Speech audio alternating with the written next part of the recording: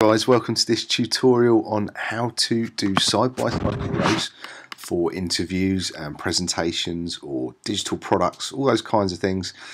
So if you've ever wanted to do those like cool interview show style, you might see them online, interview show style videos like what I've done for video podcasts, that kind of thing, this is how you do it.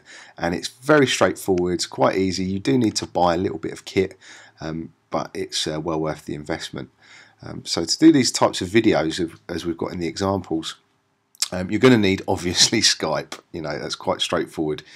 It's a free bit of software. I think most people know about Skype nowadays. If you don't know about it, then where have you been? It's one of the best bits of free kit you can get online. So yeah, get yourself Skype. And I'm using a Mac, so this whole tutorial is set up geared towards Mac, but there are equivalent types of software that you can get on other sites. I'm not going to go through them all. You can use Google to find out what you need, but you will need a plugin that can record your video, obviously, and I'm going to show you the one I use to produce the videos that I get. And that plugin that I use, or that app or bit of software, whatever you want to call it, is called Call Recorder by a company called Ecamm, and you can get that at ecamm.com.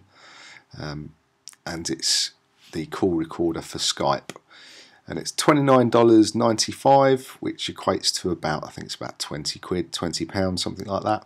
And they also do a free trial as well, which is great. So that's the bit of software. You can check out the website here if you want to get it. Like I say, there's probably equivalents, but this is how I do it and what I use. So when you install the Ecamm software, you'll open up Skype and you'll get a little interface somewhere. When you call someone, it will pop up. I think it's in the background here. There it is. You'll get this interface. Okay. So, oops, I'm having a nightmare with my Windows today. So yeah, right. We'll just do it here. So I'll just shrink that for a moment. So this is the interface that you'll get. And this will pop up whenever you do a recording. Unfortunately, I can't do a live recording at the moment because no one wants to speak to me on Skype. So I'm just going to have to talk you through it. But this pops up. So this is the Call Recorder program. This is what you buy. And this is what pops up whenever you open Skype. But first we need to configure it to get that side-by-side interview look.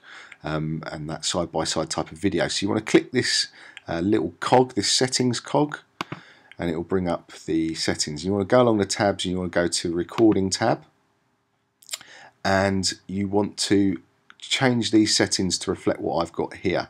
So we've got QuickTime options, because it records it all in QuickTime. Audio encoding AAC compression. You want video quality, you can select normal or high. If you have high, it's obviously going to take up more memory and space and could slow things down. So I stick with normal. It seems to work fine with me. It gets good enough quality for what I use. But by all means, you can select the high quality image there as well.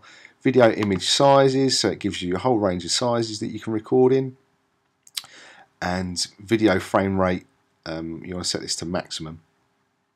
Okay, so next set of options we need to configure is the recording options. We want to record the video in multi-track advanced. You get loads of different types that you can do an in-picture recording, so it will be the main face is the large screen, and then the person your picture is in the inset, or you've got split screen, which tends to just squish everything together in a split screen style. Don't like that. And you've got remote only, which is the person you're speaking to if you don't like your own face.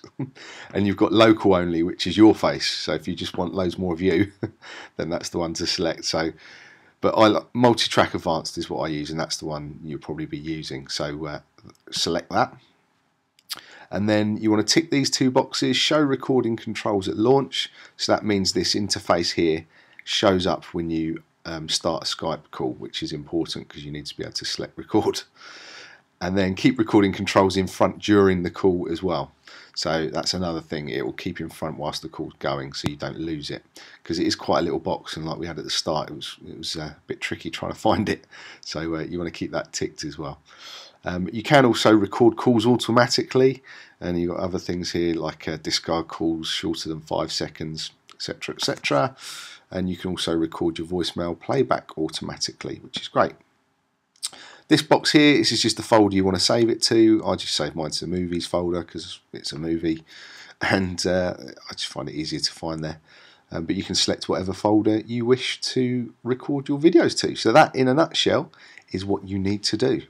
So yeah, configure it like this and you'll get these cool side-by-side videos, which I'll just show you an example. This one here is exactly how I've recorded it with those settings, and it's got me on the left and my interview person on the right, the person, my guest. This is Gary Ingalls, and this was for a show for Marshallpreneur TV, which is my video podcast I did for about 2 years. And yeah, as you can see, this is, you know what, I'm going to do something about it. So this is how it comes out.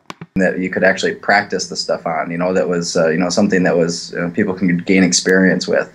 And so once this is the raw file that it gives you, and you can export that into whatever video editing program you want to use.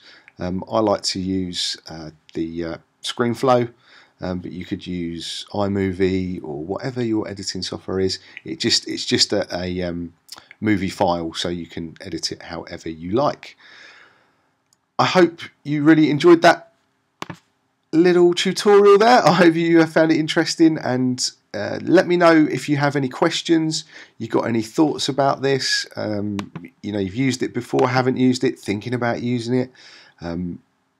If you need help and ideas of what you can do with it, just give me a shout, or let me know in the comments box, and just let me know that you found it useful.